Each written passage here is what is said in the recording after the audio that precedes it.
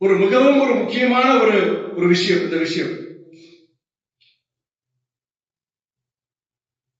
நம்முடைய திருச்சி மாநகராட்சிக்கு உட்பட்ட 50 இடங்கள் 500 மாணவர்களை கொண்டு கிட்டத்தட்ட 25,080 நடைபாதை மற்றும் சாலை பயணியர்கள் அவர்களிடம் ஒரு விழிப்புணர்வு பிரச்சாரத்தை மேற்கொண்டு அதில் ஒரு உலக சாதனையை நிகழ்த்தி ஒரு மிகப்பெரிய ஒரு சமுதாய தொண்டை ஆற்றியுள்ளார்கள். இங்கே இந்த அரங்கத்தில் உள்ள அனைவரும், மேடையில் இருப்பவரும் சரி, மேடைக்கு முன்னால் இருப்பவரும் சரி. எனக்கு இது முக்கியமான ஒரு தருணம். இந்த மாசம் உங்களுக்கு எல்லாருக்கும் தெரியும், வருகின்ற சட்டமன்ற தேர்தலை ஒட்டி பேச்சுவார்த்தைகள் அங்கே சென்னையில் நடைபெற்றுக் கொண்டிருக்கின்றது. நேற்று இரவு ரமணான் அந்த நோன்பு நிகழ்ச்சி, அதில் எங்கள் தலைவர் வைகோ ஐயா, ஐயூவல் அகில இந்திய தலைவர் ஐயா பேராசிரியர் ராஜா மொய்தீன், நாடாளுமன்ற உறுப்பினர் நவாஸ் கனி மாமா அனைவரும் கலந்து கொள்கின்ற நிகழ்ச்சி. ஆனால் இந்த அழைப்புதலை பெற்றவுடன் எந்த நோக்கத்திற்காக இந்த நிகழ்ச்சி அதை அறிந்தவுடன், அதுவும் ஒரு முக்கியமான நிகழ்ச்சி, ஆனால் அதை தலைவர் வைகோ பார்த்துக் கொள்வார், பேராசிரியர் நம்மளுக்கு ஆதி மொய்தீன் மாமா பார்த்துக் கொள்வார். இந்த நிகழ்வில் இந்த தொகுதியின் நாடாளுமன்ற உறுப்பினராக நான் கலந்து கொள்ள வேண்டும் என்று என் மனதில் தோன்றியதால் இன்று இந்த நிகழ்ச்சியில் நான் கலந்து கொண்டுள்ளேன். இன்னைக்கு உலக சுகாதார நிறுவனம், வேர்ல்ட் ஹெல்த் ஆர்கனைசேஷன், அவங்களுடைய 2025 ஆண்டு அறிக்கையின்படி உலக அளவில் ஆண்டுதோறும் கிட்டத்தட்ட 12 லட்சம் பேர் இறக்கிறாங்க சாலை விபத்துகள். உலகம் முழுவதும் 12 லட்சம் பேர் இறக்கிறாங்கன்னா அத கணிசமான பேர் நம்முடைய இந்திய நாட்டில், நம் நாட்டில் இறக்கிறாங்க. கிட்டத்தட்ட வருஷத்துக்கு 4.5 லட்சம் விபத்துகள், சாலை விபத்துகள் மூலம் கிட்டத்தட்ட 1,60,000 பேர் மரணிக்கிறாங்க சாலை விபத்துகள்ல. அந்த இந்தியாவிலேயே அதிக விபத்துகள், அதிக சாலை விபத்துகள், அதிக உயிரிழப்புகள் ஏற்படுகின்ற மாநிலம் எதுனா அது நம்முடைய தமிழ்நாடு. நம்முடைய திருச்சி, நம்முடைய மாநில அரசினுடைய தகவலின்படி கடந்த ஆண்டு 2025 முதல் 6 மாசத்துல 34,611 விபத்துல கிட்டத்தட்ட 8,562 பேர் இறந்திருக்கிறாங்க. நல்லா ஞாபகம், 8,562 பேர் இறந்திருக்கிறாங்க. ஒரு நாளைக்கு சராசரியாக 192 விபத்துகள்ல 48 பேர் இறந்திருக்கிறாங்க. இன்னைக்கு கிட்டத்தட்ட இன்னைக்கு தமிழ்நாட்டுல இன்னைக்கு நான் முடியறதுக்குள்ள 192 விபத்துகள்ல 48 பேர் இறக்க போறாங்க. அதுல நானா இருக்கலாம், இல்ல நீங்களா இருக்கலாம். இப்படிப்பட்ட ஒரு சூழலில் இந்த ஒரு நிகழ்வு எவ்வளவு ஒரு முக்கியமான நிகழ்வு.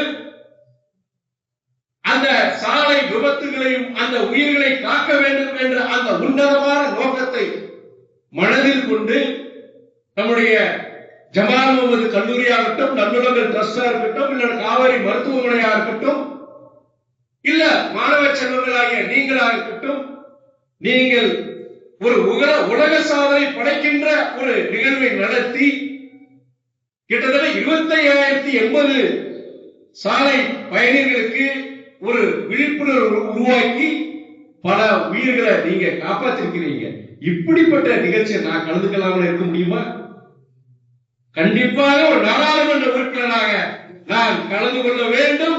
எவ்வளவு பெரிய வேலை இருந்தாலுமே நாங்க வந்தாலும் சொல்லிட்டு நீங்க காலையில வந்திருக்கலாம், சில நேரங்கள் பிளைட் கேன்சலேஷன் ஹாஸ்பிட்டல் ஆயிடுது, அதுல ஏதாவது நான் வராம போயிடும் சொல்லிட்டு நம்ம கண்டிப்பா சொல்லிட்டு இரவே அந்த நிகழ்ச்சிகளை, சென்னையில் நடக்கிற அந்த நிகழ்ச்சியில கலந்துக்காம இன்னைக்கு இந்த நிகழ்ச்சியில கலந்துக்கிறனால ஏன் இவ்வளவு சொல்றேன்னா, மாணவர்களை நீங்க செல்போனை பார்க்கறது செய்யறதுல இருக்கட்டும், இந்த நிகழ்வு நீங்க உங்ககிட்ட ஒரு சர்டிபிகேட் கொடுக்க போறாங்க. நாளைக்கு ஒரு இடத்துல வேலைக்கு சேரும் பொழுது நீங்க என்ன படிச்சீங்க, நீங்க அது இருக்கா, நீங்க இந்த டிகிரி முடிச்சிருக்கிற இதனுடைய எக்ஸ்பீரியன்ஸ் சர்டிபிகேட், அது இல்லாம சமுதாயத்துக்கு சார்பான இது போன்ற நிகழ்வுகளை நான் காத்துக்கிட்டு சர்டிபிகேட் காமிக்கலாம். ஆனால் எவ்வளவு பெரிய விஷயத்தை நீங்க செஞ்சிருக்கிறீங்க.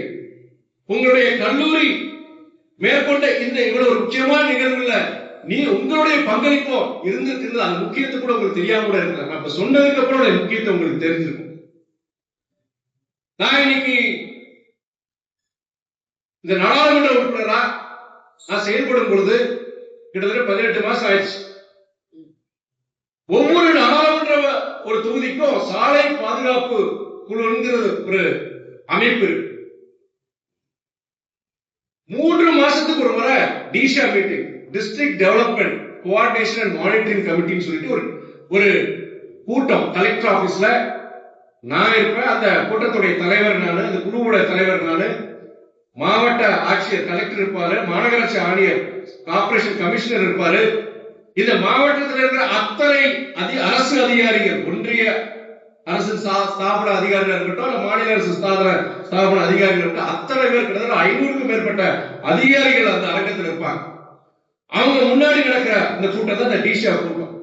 அந்த கூட்டத்தோட சேர்ந்துதான் இந்த சாலை பாதுகாப்பு இந்த கூட்டத்தையும் நாங்க 3 மாசத்துக்கு ஒரு முறை நடக்கிறனால ஒவ்வொரு கூட்டம் நடத்துறதுக்கு முன்னாடி நம்மளால என்ன செய்ய முடியும்? ஒரு நாடாளுமன்ற உறுப்பினரா செய்தித்தாள்கள், நாளிதழ்கள், உங்களுக்கு வார பத்திரிகைகள், நீங்க பத்திரிகையாளர்கள், அவங்க நிறைய செய்திகள் கொண்டு வருவாங்க. இங்க இந்த விபத்து நடக்குது, இங்க இத்தனை பேரு இந்த இத்தனை வருஷத்துல இறந்துட்டாங்க, இது போன்ற விவரங்களை வச்சுக்கிட்டு நம்ம அது சார்ந்த அதை தடுக்கிறதுக்கு அந்த விபத்துலாம் அந்த சாலைகளை உருவாக்குறதுக்காண்டி அந்த முயற்சியில் நாங்கள் ஈடுபடுறோம். அந்த குழு அமைக்கும் போது, அந்த சாலை பாதுகாப்பு குழு அமைக்கும் போது பொதுவா என்னன்னா, ஒரு நாடாளுமன்ற உறுப்பினர் பதவி ஏற்கும் பொழுது நிறைய கமிட்டிஸ் போடுவாங்க அந்த இதுக்குள்ளே. அதுக்கு பொதுவா அந்த அரசியல் கட்சி, அவர் சார்ந்த அரசியல் கட்சியை சார்ந்த நபர்களை போடுவாங்க, இல்ல அவங்களுக்கு வேண்டப்பட்ட நண்பர்களை போடுவாங்க. நான் நாடாளுமன்ற உறுப்பினர் பொறுப்பேற்ற பிறகு இந்த கமிட்டிகள், அதே மாதிரி இந்த முக்கியமா அந்த கமிட்டிகள் முக்கியமானது இந்த சாலை பாதுகாப்பு குழு. பல கமிட்டிஸ் இருக்கு. அரசியல்வாதி போட்டாங்க, இல்ல என்ன காலி பண்ணிடுவாங்க, அவங்களே போட்டாங்களோ. அதே வேளையில அந்த கமிட்டியில செயல்படக்கூடியவங்க உண்மையிலேயே அந்த எந்த ஒரு சமூக நோக்கத்தோடு செயல்படக்கூடியவங்க யாருன்னு பார்த்துட்டு நான் எப்பயுமே போடுவேன். அது ஏர்போர்ட் கமிட்டியா இருந்தாலும் சரி, சாலை பாதுகாப்பு அந்த குழுவா இருந்தாலும் சரி போடுவேன். அப்படி போடும் பொழுது உங்க கல்லூரியை சார்ந்த நமது சகோதரர் பேராசிரியர் சையத் முகமது அவரே அந்த கமிட்டியில் நான் போட்டேன். எதுக்காண்டி போட்டேன்னா, அவர் ஒரு கோரிக்கையை கொண்டு வந்தார். அவரு சரி, இங்க இருக்கிற சகோதரர் அவரோட கோரிக்கையை கொண்டு வந்தாங்க. அவங்களுடைய சமூக அக்கறையை பார்த்துட்டு இப்படிப்பட்ட நபர்கள் தான் அந்த குழுவில் இருக்க வேண்டும் என்று நினைத்து அந்த குழுவில் நான் போட்டேன். இன்னைக்கு நம்முடைய சகோதரர்கள், இந்த 2 சகோதரர், அவங்களும் இந்த நிகழ்வுக்கு இங்க ரொம்ப ஒத்துழைப்பா இருந்திருக்கிறாங்க. இந்த உலக சாதனை படைக்கிற இந்த விழிப்புணர்வு பிரச்சாரத்திலே அவங்க ஈடுபட்டு இருக்கிறாங்க. திருச்சி சாலை பாதுகாப்பு குழுவின் சார்பாக உங்களுக்கு நான் நன்றியை நான் தெரிவிச்சுக்கிறேன்.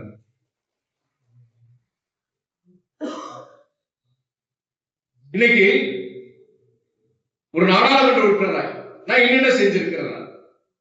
சாலை பாதுகாப்பு சம்பந்தமான இந்த கூட்டம் நடக்குது. 18 மாசமா நீ என்ன செஞ்சிருக்க? எங்களுடைய எம்பியா நீ என்ன செஞ்சிருக்க? What are you contributed to this constituency? அதுக்கு நான் பதில் சொல்லணும் இல்லையா? எனக்கு இது ஒரு வாய்ப்பு. நிறைய விஷயங்கள் செஞ்சிட்டு இருக்கேன். அதுல முக்கியமான சில விஷயங்கள் நான் இங்க பதிவு செய்ய விரும்புறேன். உங்களுடைய இந்த நீங்க கல்லூரி இருக்கின்ற பகுதியிலேயே உங்களுக்கு தெரியாத திருச்சி சென்னை தேசிய நெடுஞ்சாலை நேஷனல் ஹைவேல ஜீகார்டன் பகுதி உங்களுக்கு தெரியும். 14 வருஷமா பல மக்கள், பொதுமக்களா இருக்கட்டும், தொண்டு அமைப்புகளா இருக்கட்டும், பல பேர் வச்ச கோரிக்கைன்னா அந்த ஜீகார்டன் பகுதியில நிறைய விபத்துகள், சாலை மரணங்கள், உயிரிழப்புகள் நடக்குது. இந்த விபத்துகளை தடுக்கக்கூடிய ஒரு கட்டமைப்பு, ஒரு இன்ஃப்ராஸ்ட்ரக்சர் அந்த தேசிய நெடுஞ்சாலை உருவாக்கணும்னு சொல்லிட்டு ஒரு கோரிக்கை 16 வருஷமும் நடக்குது. அது என்னன்னா, ரயில்வே துறை, ரயில்வேஸோட இடம், அவங்க நிலத்துல ஒரு கட்டமைப்பை உருவாக்கணும். உருவாக்கும் போது யாரு? தேசிய நெடுஞ்சாலைத்துறை, national highways authority of India.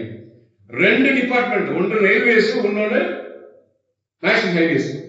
இவங்க 2 பேருக்குள்ள ஒரு புரிதலை கொண்டு வந்து அவங்களுக்குள்ள ஒரு கன்சென்சஸ் உருவாக்குறது ரொம்ப சிரமங்கள். ஸ்பாட் இன்ஸ்பெக்ஷன் ஆரம்பிச்சு, கோஆர்டினேஷன் மீட்டிங்ஸ் ஆரம்பிச்சு, பியூரோக்ராட்ஸ், இங்க இருக்கிற அதிகாரிகள், நேஷனல் தேசிய நெடுஞ்சாலைத்துறை அதிகாரிகளா இருக்கட்டும், ரயில்வே துறை அதிகாரிகளா இருக்கட்டும், இந்த மாவட்டம் மாநில அளவிலான அதிகாரிகள், அமைச்சர்கள், அங்க இருக்கிற ஒன்றிய அமைச்சர்கள், ரயில்வே துறை அமைச்சர், தேசிய நெடுஞ்சாலைத்துறை அமைச்சர், ஒன்னொன்னா அதாவது ஒரு வாரத்துக்கு ஒரு நகர்வு மாதிரி கிட்டத்தட்ட அந்த 12-14 மாசம் உழைச்சிருக்கிறேன். ஓரளவு கிட்டத்தட்ட 90 விழுக்காடு கிட்டத்தட்ட அந்த திட்டம் இன்னைக்கு ஒப்புதல் பெற நிலைமைக்கு வந்திருக்கு. நான் ஒரு நாடாளுமன்ற உறுப்பினரா இந்த தொகுதிக்கு நிறைய செய்ய விரும்புறேன். அதுல முக்கியமானது இந்த ஜிகான. கிட்டத்தட்ட இந்த ஜிகான அபிஷியல் ரெக்கார்ட்ஸ், போலீஸுடைய அபிஷியல் ரெக்கார்ட்ஸ் 31 பேர் இறந்திருக்கிறாங்க. அது அபிஷியல் ரெக்கார்ட்ஸ். அன்அபிஷியலி கிட்டத்தட்ட 100க்கும் மேற்பட்டவங்க இந்த ஜிகான போய் இறந்திருக்கிறாங்க. அது ரயில்வேஸ் வேலை பார்த்தவங்க இறந்திருக்கிறாங்க. நான் அதிகாரிகிட்ட பேசும்போது உங்க ரயில்வேஸ் துறை சார்ந்த நிறைய பேர் உயிரிழந்திருக்கிறாங்க அப்படின்னு நான் பேசுறேன். அதே மாதிரி இதே திருச்சி சென்னை தேசிய நெடுஞ்சாலையில சஞ்சீவி நகர் ஒய் ஜங்ஷன் அந்த பகுதியில் அங்கே உயிரிழப்புகள் கடந்த 15 வருடங்கள்ல கிட்டத்தட்ட 48 பேர் அந்த பகுதியில் இறந்திருக்கிறாங்க. அந்த ஒய் ஜங்ஷன்லயும் அந்த சஞ்சீவி நகர் அந்த ஜங்ஷன்லயும் அங்க என்னன்னா தொடர் முயற்சியால வெஹிகுலர் சப்வே அது அந்த ப்ரொபோசல் அப்ரூவ் ஆகி இப்ப டெண்டர் ஸ்டேஜுக்கு வந்துருச்சு. இப்போ இங்க சஞ்சீவி நகர் ஒய் ஜங்ஷன் அந்த பகுதி விபத்துகளை தவிர்க்கும், உயிர் இழப்புகளை தவிர்க்கும், அந்த போக்குவரத்து நெரிசல் காலையிலே மாலையில பாத்தீங்கன்னா சஞ்சீவி நகர் ஜங்ஷன்லயும் ஒய் ஜங்ஷன்லயும் ஏகப்பட்ட டிராபிக் ஜாம் உங்களுக்கு, அது உங்க தவிர்க்கும் உங்களுக்கு. இது கிட்டத்தட்ட முடிஞ்சிருக்கு. இது இல்லாம நம்முடைய திருச்சி கரூர் அந்த நெடுஞ்சாலை பாத்தீங்கன்னா உங்களுக்கே தெரியும், ரொம்ப குறுகலா இருக்கும்.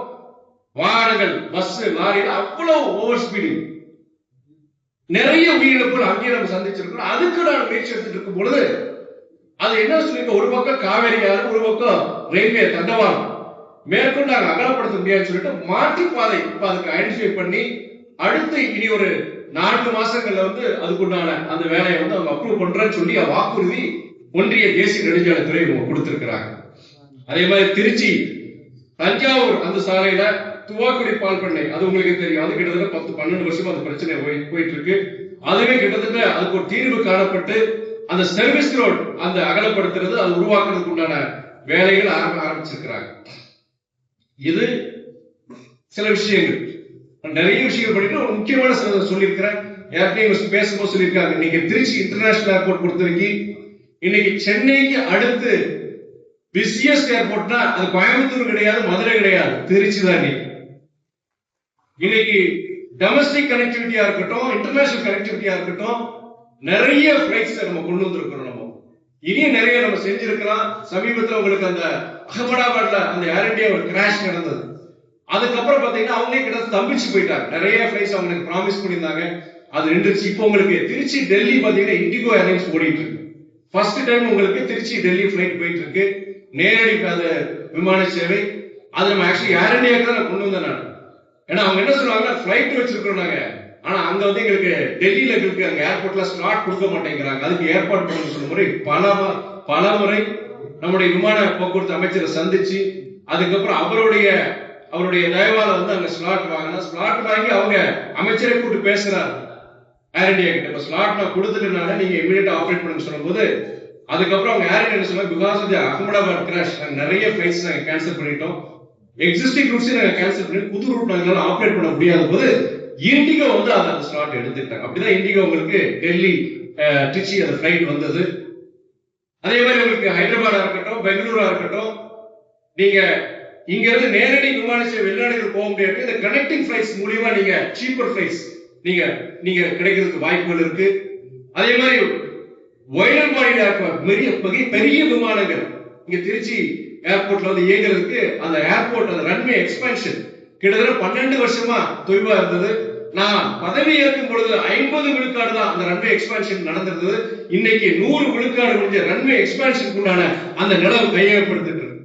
இப்போ நிலவு கையகப்படுத்தப்பட்டு 350 கோடிக்கு உண்டான அந்த ஒர்க் நடக்குது, பணிகள் நடக்கக்குள்ளான அந்த எஸ்டிமேட் கொடுத்து இன்னைக்கு ஒன்றிய அரசு கொடுக்கணும். அதுக்கு உண்டான முயற்சி எடுத்துட்டு இருக்கிறனால இது போன்ற பல விஷயங்கள் நான் இன்னைக்கு நம்ம திருச்சியில் பொறுத்தவரைக்கும் கட்டமைப்பு இன்ஃப்ராஸ்ட்ரக்சர் ரிலேட்டட் விஷயங்கள் நிறைய செஞ்சிருக்கேன். ரயில்வேஸ் அதே மாதிரி நிறைய புதிய ரயில்களா இருக்கட்டும், ஸ்டாப்பேஜஸ் இருக்கட்டும், நிறைய விஷயங்கள் நம்ம செஞ்சுட்டு இருக்கிறோம். நம்ம இன்னைக்கு இந்த நிகழ்வுடைய முக்கியமானது என்னன்னா சாலை பாதுகாப்பு. சாலை பாதுகாப்பு பொறுத்த வரைக்கும் சின்ன சின்ன விஷயங்கள் தான், ஹெல்மெட் போடுறது, சீட் பெல்ட் போடுறது, அதே நேரத்துல சாலை விதிகளை நம்ம கடைபிடிக்கிறது நமக்கு சாதாரண விஷயமா தெரியலாம். ஆனா நீங்க அந்த சீட் பெல்ட் போடுறதுனாலயும் அந்த ஹெல்மெட் போடுறதுனாலயும் உங்களோட உயிர் காக்கப்படலாம் ஒரு விபத்து ஏற்படும் பொழுது. இதெல்லாம் சின்ன சின்ன விஷயங்கள் தான். அத நீங்க மாத்திரம் கிடையாது. நீங்க ஒரு சமுதாயத்துல ஒரு எடுத்துக்காக நீங்க செயல்படுங்க. மாணவர்களாகி நீங்க செயல்பட வேண்டும். இந்த விழிப்புணர்வு பிரச்சாரம் அந்த நீங்க ஜனவரி 30ஆம் தேதி 31 நிகழ்வு நடந்தது. அன்று மட்டும் இல்ல, வருடம் முழுவதும் நீங்க மாணவ செல்வங்களாகிய நீங்கள் இந்த விழிப்புணர்வு பிரச்சாரத்தை நீங்க எடுத்துட்டு போனோம். இது உங்களுக்கு சரி, சமுதாயத்துக்கு நீங்க செய்ய வேண்டிய ஒரு கடமை. இந்த முயற்சியில் ஈடுபட்ட அனைவருக்கும், ஜமால் முகமது காலேஜா இருக்கட்டும், நம்ம காவேரி ஹாஸ்பிட்டல்ஸா இருக்கட்டும், இல்ல நம்முடைய நல்லுள்ளங்கள் ட்ரஸ்டா இருக்கட்டும், எல்லாருக்கும் நாடாளுமன்ற உறுப்பினர் மீண்டும் என்னுடைய நன்றியை தெரிவிச்சுட்டு, இன்னும் அடுத்து என்னன்னா முக்கியமான விஷயம், இங்க பேசும்பொழுது என்ன சொன்னாங்கன்னா, தலைவர் வைகோ இங்க முன்னாடி ஒரு கட்டடத்தை திறந்து வச்சாரு. அப்போதைய நாடாளுமன்ற உறுப்பினர் காலம் சென்ற அண்ணன் எல்ஜி அவருடைய எம்பி லாஸ் நாடாளுமன்ற தொகுதி மேம்பாட்டு நிதியிலிருந்து அந்த கட்டடம் கட்டப்பட்டது அப்படின்னு சொல்லியிருந்தாங்க. சில பேர் சூசகமா சொன்னாங்க, சில பேர் நேரடியாவே நம்ம எம்பி எது கொடுக்கலையே குறைபாட்டை சொன்னாங்க.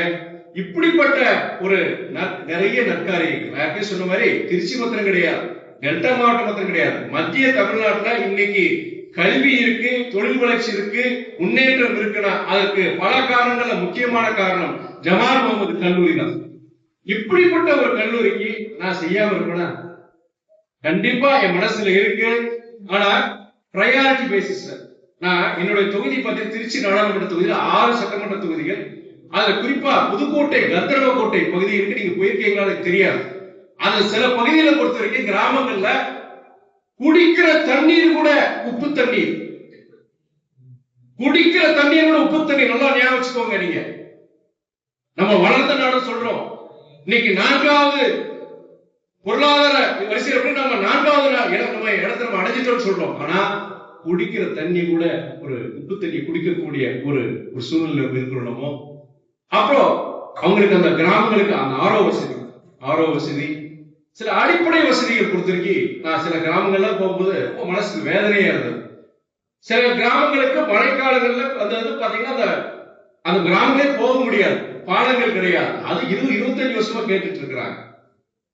அப்போ அது போன்ற அத்தியாவசியமான வேலைகள், திட்டங்கள், அதுக்கு இந்த எம்பி லாக்ஸ் பொறுத்த வரைக்கும் நான் செய்ய நினைக்கிறேன். எம்பி லாக்ஸ் பெரியது கிடையாது, வருஷத்துக்கு 5 கோடி. அந்த டாக்ஸ் போர்ஷன் கழிச்சுட்டா 4 crores 90 lakhs. நீங்க 6 சட்டமன்றத்துக்கு நீங்க பிரிச்சு வச்சுக்கோ, 80 லட்சம் கூட வராது உங்களுக்கு. பெரிய ஃபண்ட் கிடையாது. இதை தவிர்த்து மற்ற மாநில அரசு, ஒன்றிய அரசு சார்ந்த அவங்களுடைய அந்த துறை சார்ந்த நிதியை வச்சு எதாவது பண்ணணும், அதையும் நான் ட்ரை பண்ணிட்டு தான் இருக்கிறேன். அப்படி பண்ணும்பொழுது நாம எப்படின்னா அந்த காரணங்களால தான் நான் ஜமாலுக்கு நம்ம கல்லூரிக்கு செய்ய முடியாத சூழ்நிலை இருந்தாலும், நான் இந்த 5 ஆண்டுகளுக்கு என்னோட பீரியட் முடியறதுக்குள்ள கண்டிப்பா இந்த ஜமால் முகமது கல்லூரிக்கு ஏதோ ஒரு இதுல நான் கண்டிப்பா என்னுடைய உதவியை ஏற்பட இன்னைக்கு நான் சொல்லிக்கிறேன். அதாவது நான் சொல்லும் பொழுது என்னன்னா, தலைவரை சொன்னாங்க, நீங்க நல்லுள்ளங்கள் ட்ரஸ்ட் பத்தி நான் கேட்கும்போது இன்னைக்கு ஒரு வாய்ப்பு, அவங்களுடைய எவ்வளவு செஞ்சிருக்காங்க முதல் தடவை இவ்வளவு விரிவா நீங்க சொல்லியிருக்கிறீங்க. உண்மையிலே நான் சந்தோஷப்படுறேன். இந்த தொகுதியுடைய நாடாளுமன்ற உறுப்பினராக மட்டும் கிடையாது, ஒரு ஸ்தாபனம் எப்படி இயங்க வேண்டும், ஒரு மனிதன் எப்படி இயங்க வேண்டும், பொதுநல நோக்கோடு இயங்க வேண்டும் சிறந்த எடுத்துக்காட்டா நம்முடைய நல்லுள்ளங்கள் ட்ரஸ்டும் அதை சார்ந்த நபர்கள் இருக்கிறீங்க. நான் அந்த வருஷம் சொல்லும்போது தலைவர் வைகோ பொறுத்திருக்கு அவர் நாடாளுமன்ற உறுப்பினரா, சிவகாசி நாடாளுமன்ற உறுப்பினர் இருக்கும் பொழுது கிட்டத்தட்ட 25 வருஷத்துக்கு முன்னாடி, அப்போ கிட்டத்தட்ட ஹெப்படைட்டிஸ் பி வந்த புதுசு. ஹெப்படைட்டிஸ் பி இப்போ வந்தாலுமே இப்போ மருந்துகள் இருக்கு, ஓரளவு அதை குணப்படுத்திடலாம். ஆனா அன்றைய காலத்துல மரணம் தான். மரணம் உடனே நடக்காது, அது 4 வருஷம் 5 வருஷம் லிவர் பாதிச்சு செஞ்சு அதுக்கப்புறம் தான் மரணிப்பாங்க. ரொம்ப ஒரு கொடுமையான ஒரு 25 வருஷத்துக்கு முன்னாடி. அப்போ ஒரு ஊசிங்கிறது 3 டோசேஜ் கொடுப்பாங்க. ஒரு ஊசி சிங்கிள் டோசேஜ் வந்துருச்சு, அப்போ 3 டோசேஜ் கொடுப்பாங்க. அந்த வேக்சினேஷன் 60,000 குழந்தைகளுக்கு இலவசமா கொடுத்த தலைவர் தான் என்னுடைய தலைவர் வைகோ அவர்கள். இந்தியாவிலேயே ஆசியாவிலேயே அவ்வளவு பெரிய மாஸ் ஒரு வேக்சினேஷன் ப்ரோக்ராம் நம்மளுடைய தலைவர் வைகோ தான் அவர் நடத்தினார். எந்த ஒரு அசம்பாதையும் நடக்கல, ஒரு குழந்தைக்கு ஏதோ ஒரு ஆபத்து எதுவும் ஏற்படல. அந்த மாஸ் வேக்சினேஷன் ப்ரோக்ராமை பார்த்துட்டு இந்தியாவில் இருக்க பல எம்பிக்கள் வந்து கேட்டேன், எப்படி இதை நடத்துனீங்க? 60,000 குழந்தைகள் ஒரு நாடாளுமன்ற தொகுதியில் எப்படி இதை நடத்த முடியும்னு சொல்லும்போது அது பண்ணாங்க. அது இல்லாம நீங்க ஒரு ஊனமுற்றவருக்கு சொன்னீங்க, நீங்க ஒரு போலியோ கிட்டத்தட்ட பாதிச்சவங்களுக்கு சொன்னீங்க. அது எனக்கு இன்னொரு ஞாபகம் வந்தது. திருச்சி தேவஸ்தானம், திருப்பதி தேவஸ்தானம் அவங்களுடைய தயவின்படி போர்டு இன்ஸ்டிடியூட் ஒன்று இருக்கு, ஒரு மெடிக்கல் இன்ஸ்டிடியூட் இருக்கு. அவங்களோட உதவியோட கிட்டத்தட்ட 20,000க்கும் மேற்பட்ட போலியோவால் பாதிக்கப்பட்ட குழந்தைகள் நபர்களுக்கு வந்து ஒரு கேம்ப் மாதிரி மருத்துவ முகாம் வச்சு அதுல கிட்டத்தட்ட 9,000 பேருக்கு அறுவை சிகிச்சை முற்றிலும் இலவசம். நடக்க முடியாத குழந்தைகள், நடக்க முடியாத நபர்கள் நடக்க வச்சு தலைவர் வைகோ. ஆனா அதுக்கப்புறம் ஒரு 100 ரூபாய் கொடுத்து அவர் தோக்கடிச்சாங்க. இவ்வளவு ஒரு மனித நேமிக்க ஒரு நாடாளுமன்ற உறுப்பினர் செயல்பட்டாரு. இப்போ சமீபத்துல மறைந்த நம்முடைய ஐயா நல்லகன், எங்க தலைவர் வைகோவோட அதோட ஒரு உயர்ந்த இதுல நான் ஐயா நல்லகன் நான் வச்சிருக்கிறேன், எப்பயுமே வச்சிருக்கிறேன். என்னுடைய முதல் அரசியலுக்கு வந்து தாயத்துல என்னுடைய அலுவலகத்தை திறந்து வச்சவர் ஐயா நல்லகன் தான். அவர் எவ்வளவு பெரிய தியாகியா இருந்திருக்காரு. நாட்டின் விடுதலைக்காக பல ஆண்டு காலம் சிறை, 5 ஆண்டுகளுக்கு மேல் சிறை. நாடு விடுதலை கிடைச்சதுக்கு அப்புறமே 2 வருஷம் தலைமுறை வாழ்க்கை. யாருக்காக? தலைமுறை வாழ்க்கை தப்பு செஞ்சுட்டா விவசாய தொழிலாளர்களுக்காக. அவர் பிறந்தது முக்கணத்தோர் ஒரு சமுதாயத்தில் பிறந்தார். ஆனால் அவர் போராடுறது யாருக்காக? பட்டியலின மக்களுக்காக போராட்டார். அப்படிப்பட்ட ஒரு நபர் பல வருஷங்கள் சிறைவாசம், விடுதலைக்காக சரி, விடுதலை பெற்ற பிறகு சாதாரண அடித்தட்டு மக்களுக்காக உழைச்ச நபர். 2 முறை சட்டமன்ற தேர்தலில் அவர் தோற்கடிக்கப்பட்டார். ஒரு நாடாளுமன்ற தேர்தலில் தோற்கடிக்கப்பட்டார். ஒரு முறை கூட அவர் இந்த தேர்தல்களை வெற்றி பெறவில்லை. நான் ஏன் இதை சொல்றேன்னா, நல்லவர்களை தேர்ந்தெடுக்கிறது தான் சொல்லுவேன். சாதி, மதம், பண, அரசியல் எல்லாத்தையும் கடந்து நல்லவர்களை தேர்ந்தெடுக்க வேண்டும். இன்றைக்கு மாணவர்கள் நீங்க இருக்கிறீங்க, இளைஞர்கள் நீங்க இருக்கிறீங்க. எதை நோக்கி இந்த நாடு போய்கொண்டிருக்கின்றது, எதை நோக்கி தமிழகம் போய்கொண்டிருக்கின்றது? இந்த ஒரு சமுதாய சிந்தனை வேண்டும் உங்களுக்கு. நம்ம எல்லாரும் சொல்றோம், அரசியல்வாதிகளை குறை சொல்றோம், அதிகாரிகளை குறை சொல்றோம். ஆனா இந்த குறைகளை நீக்க வேண்டும், சமுதாயத்தில் ஒரு மாற்றத்தை உருவாக்க வேண்டும் என்றால் அந்த மாற்றம் எங்கிருந்து வரணும்?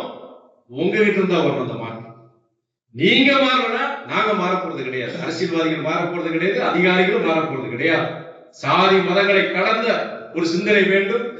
அதே வேளையில இந்த கல்லூரிக்கு, இந்த வரலாற்று சிறப்புமிக்க இந்த ஜமால் முகமது கல்லூரிக்கு வந்து பேரறிஞர் அண்ணா, முன்னாள் முதலமைச்சர்கள் பேரறிஞர் அண்ணா, டாக்டர் கலைஞர், இன்றைய முதல்வர் அண்ணன் தளபதி அவர்கள், அத்தனை பேர், எங்களுடைய தலைவர் வைகோ, அத்தனை சிறப்பான ஐயா கர்மவீரர் காமராஜ் 2 முறை. இப்படிப்பட்ட ஒரு வரலாற்று சிறப்புமிக்க மனிதர்கள் இந்த கல்லூரிக்கு வந்திருக்கிறாங்க. இந்த கல்லூரியில் என்னன்னா, பேரறிஞர் அண்ணா கால்பட்ட மண் இந்த மண். அதுல இனிய வந்து செக்யூலரிசம், மதசார்பின்மையும் மனிதநேயம், ஹியூமனிசமும் இன்னைக்கும் இருக்குங்கிறது ஒரு உதாரணம் தான். இந்த மேடையில பேசும்போது பிரின்சிபலை வர்ணிக்கும் போது என்ன சொல்றாரு? மகாபாரதத்தில் அர்ஜுனனை கதாபாத்திரத்தை வர்ணிச்சவர் சொல்றாரு, இங்க வர்ணிச்சவர் வந்து அவர் வர்ணிச்சவர். அதுக்கு முன்னாடி இங்க தமிழ்ங்கிற ஒரு இளைஞர் மாணவர், தமிழ் அவர் பேரு, அழகா அவர் குர்ஆனுடைய அந்த வாசகங்களை பாடினார். நான் எப்பயுமே இந்த குர்ஆனுடைய வாசகங்கள் பாடும் பொழுது நான் ஒரு தடவை யூடியூப்ல தான் ஒன்று கேட்டேன். நான் அது கேட்கும் பொழுது என் கண்ணில் அப்படியே தண்ணி வந்தது. எனக்கு குர்ஆன் நான் படிச்சது இல்லை, எங்க தலைவர் படிச்சிருக்கிறார், நான் படிச்சது இல்லை. ஆனால் அந்த இசை அவர் வாசிக்கும் போது, ஓதும் பொழுது அது ஒரு சிறந்த, எனக்கு உள்ளே வந்து ஒரு இதை உருவாக்கிச்சு. அது மொழி கிடையாது, மதத்துக்கும் இசைக்கும் மொழி கிடையாது. எனக்கு அது ஒரு வியப்பா இருந்தது. எப்படி இது வந்து ஒரு தாக்கத்துக்கு வேற மியூசிக் கிடையாது. இன்னைக்கு அந்த சகோதரர் அந்த திருக்குறளை வந்து அவர் வாசிக்கும் பொழுது, பாடும் பொழுது, அது எனக்கு அந்த சம்பவத்தை நினைவூட்டுச்சு. இன்னைக்கு அவர் அவ்வளவு சிறப்பா பாடினார். என்னன்னா, இன்னைக்கு இளைஞர்கள் பொறுத்திருக்கு சாதி மதம் எல்லாத்தையும் கடந்து நம்ம செயல்படணும், சிந்திக்கணும். அதுதான் நீங்க இன்னைக்கு சோசியல் மீடியா பொறுத்திருக்கு 90 விழுக்காடு ஃபேக் நியூஸ்ல வருது. நீங்க நாளிதழ்களை படிக்கிறீங்க, ஹிந்து படிங்க, டைம்ஸ் ஆஃப் இந்தியா படிங்க, நாளிதழ்கள் படிங்க. அது ஓரளவு எடிட்டர்ஸ் இருப்பாங்க, அது இது பண்றது எது ஃபேக்ட், எது அதாவது தவறான செய்திகள் அது வராது. ஆனா சோசியல் மீடியா 90 விழுக்காடு அதுல தவறான சிந்தனைகள், சித்தாந்தங்கள், அது நம்மளை வந்து திசை மாறி போறதுக்கு உண்டான பல அவங்க முயற்சிகளை பல அமைப்புகள் எடுத்துட்டு இருக்கிறாங்க. நீங்க இளைஞர்களாகி நீங்கள் உங்களை பொறுத்த வரைக்கும் நீங்க நல்ல குணங்களை உடைய நபர்களுக்கு நண்பர்களாக தேர்ந்தெடுங்கள். சாதி மத சிந்தனை அற்று நீங்க ஒரு மனிதநேயத்தின் அடிப்படையில் நீங்கள் செயல்பட வேண்டும். வாழ்க்கையில் நல்ல இடத்துக்கு நீங்க முன்னேறின தமிழ்நாடு முன்னேறும் சொல்லிட்டு இன்னைக்கு ஒரு அருமையான நிகழ்வு. இந்த நிகழ்வில் நான் கலந்து கொள்வது எனக்கு ரொம்ப சந்தோஷம், எனக்கு ஒரு மகிழ்ச்சி. இது ஒரு ஆக்கப்பூர்வமான ஒரு நிகழ்ச்சி. பல நிகழ்ச்சி போகும்போது யோசிப்பேன் நான் என்னுடைய கட்சிக்காரர்களுக்கே தெரியும். ஆனா இந்த நிகழ்ச்சி வரும்போது சிரமங்கள் இருந்தாலுமே எனக்கு அவ்வளவு ஒரு மனசுல ஒரு சந்தோஷம். இன்னைக்கு இப்படிப்பட்ட ஒரு நல்ல ஒரு விழிப்புணர்வு ஒரு பிரச்சாரத்தை நீங்க துவக்கி இருக்கிறீங்க. இது அந்த ஒரு நாள் மட்டும் கிடையாது, வருடம் முழுவதும் இது போன்ற விழிப்புணர்வு பிரச்சாரங்கள் மாணவர்களிடையே இருக்க வேண்டும் என்று சொல்லி இந்த நிகழ்வுக்கு என்னை அழைத்தமைக்கு ஜமால் முஹம்மது கல்லூரி நிர்வாகத்திற்கும் மற்றும் அனைவருக்கும் என் நன்றியை தெரிவித்துவிட்டு விடைபெறுகிறேன். வணக்கம்.